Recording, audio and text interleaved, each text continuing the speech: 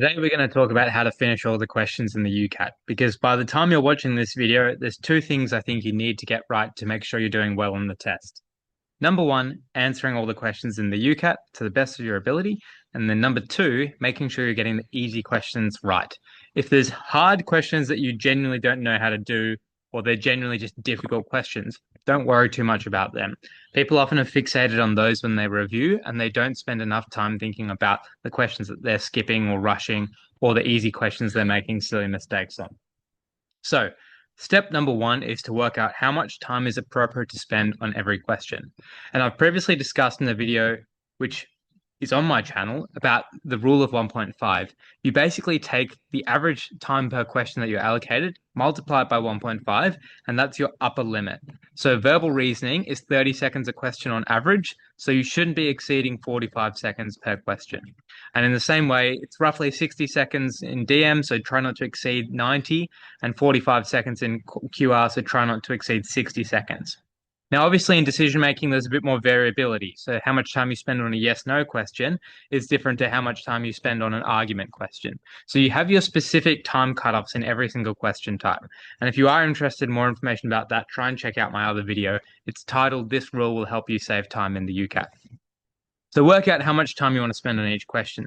Then, get your skipping in order. Because when you're doing a question, if it's genuinely long or hard, time consuming, if you don't skip it, you're then stuck going in order. So there's two types of skipping. Number one, when you identify something as long, hard, or time consuming.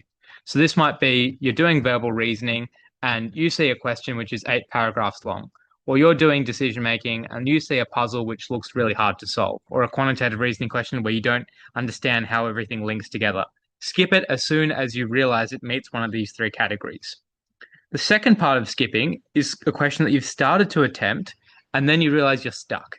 So, you've had a look at the verbal reasoning question, you've read the passage, but you don't understand which of the particular answer options it is. You have the choice there of rereading some of the text or just picking something and moving on. In the same way, maybe you've tried to have a go at a quantitative reasoning question, but got an answer that's not one of the options. Or you've tried to have a go at a table or diagram in decision making, but it's still not getting you to a clear answer. In these cases, you need to keep the questions ticking over. Don't reattempt.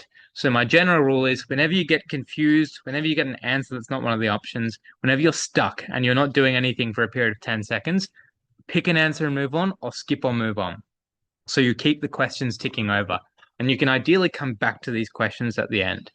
Now, yes, when I talk about it's ideal to answer all the questions, if there's questions at the end that are genuinely just too hard for you to solve, maybe you can't work out a probability question, that's okay to just randomly guess. If it's genuinely too hard, that's fine.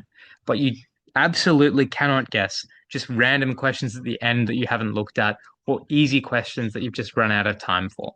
Because what you'll see when you look at someone's timesheet is they'll often spend lots of time early on and then at the end they'll rush and guess. And it's just the questions at the end that they get left behind for.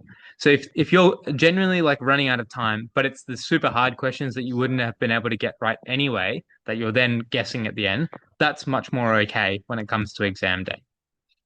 Once you've addressed these two things, you've got a target time, you're skipping so that you're actually meeting that target time requirement per question, then you can get into the fun mental shortcuts, which will save you a lot of time.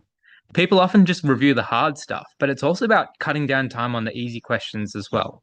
So with verbal reasoning, try and rely, if you want to save time, you can actually trust your gut and instinct a lot more than people think.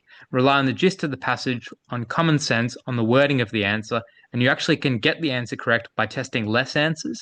And there's actually a few questions where you can just pick an answer without needing to look at the passage again or necessarily needing discrete evidence if it's more of an inference-based question.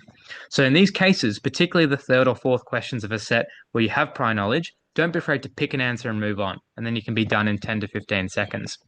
With DM, it's all about getting your diagrams right. If you have a really nice diagram, that will be able to save time and being able to identify what's immediately no versus immediately yes based on some wording strategies there.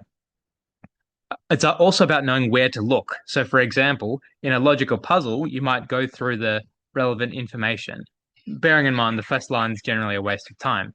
Whereas in a Venn diagram question, you might start straight away at the answers and then just go up to actually confirm those information. So whether you're starting at the top of the page versus the answer options, starting at the question, the answer, the stem, will depend on the actual question type.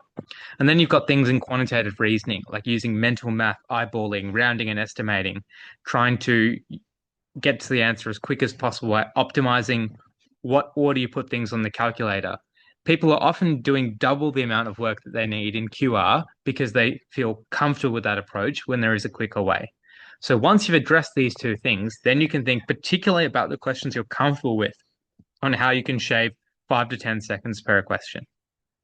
And finally, there's the practical things. Use a mouse, use the keyboard commands, try and keep things flicking over, don't reread, try not to double check answers. If you think you've got an answer, pick it, move on, and don't come back. Once you're doing this and in the flow of things and you've got up to speed with your timing, then you can then think about other things like flagging and what role that has to play. But my advice to most people is aim to finish with 30 to 60 seconds spare in each section, and then you can then think about what you can do about your accuracy before that. So to summarize, it's okay to guess the hard questions that you would otherwise have gotten wrong. But it is not okay to guess the questions at the end that you haven't seen or simple, easy questions which you just otherwise would have run out of time for. The three steps. Number one, you need to work out how much time is the maximum you want to spend on that question type. Then use skipping both before you attempt the question and as you're attempting the question to make sure you're meeting those time requirements and you're not exceeding the time cutoffs. And then finally, there's many different small strategies you can apply across each of the three sections to save you time.